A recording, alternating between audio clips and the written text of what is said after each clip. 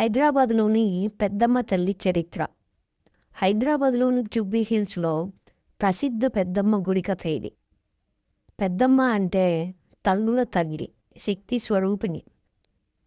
ముఖ్యంగా బోనాలు మరియు నవరాత్రుల సమయంలో ఈ గుడి 1908వ సంవత్సరంలో చిన్న గుడిసెలో మొదలై కాలక్రమేణా విస్తరించి అమ్మవారు సింహంపై కూర్చున్న లక్ష్మీదేవి రూపంలో పూజలు అందుకుంటుంది.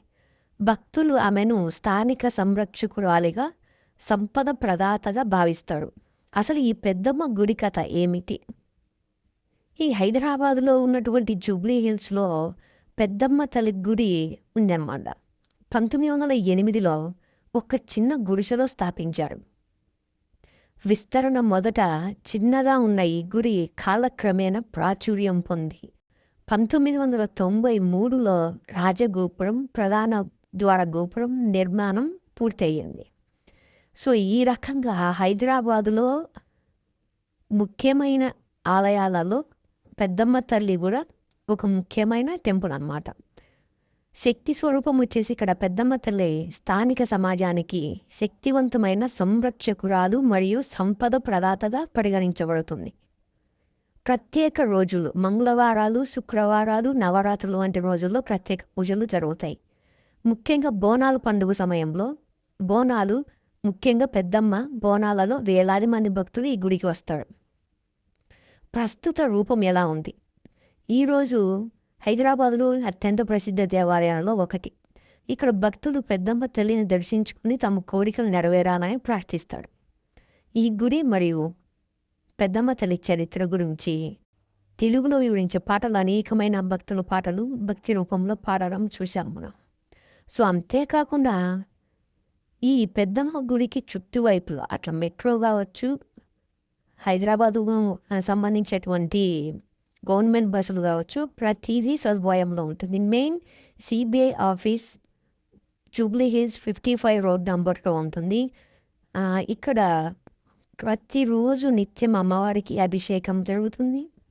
అలాగే టెంకాయలు మీరు లోపల చూస్తున్నట్లయితే చూడండి, టెంకాయలు లోపల కొట్టనివ్వరు, బయట కొట్టనిస్తారనమాట. ముందుగానే బయట టెంకాయలు కొట్టి తర్వాత దర్శనంకు రావాల్సి ఉంటుంది. సో చూడండి, లోపల చూడండి. సాధారణ సమయంలో భక్తుల రద్దీ తక్కువగానే ఉంటుంది.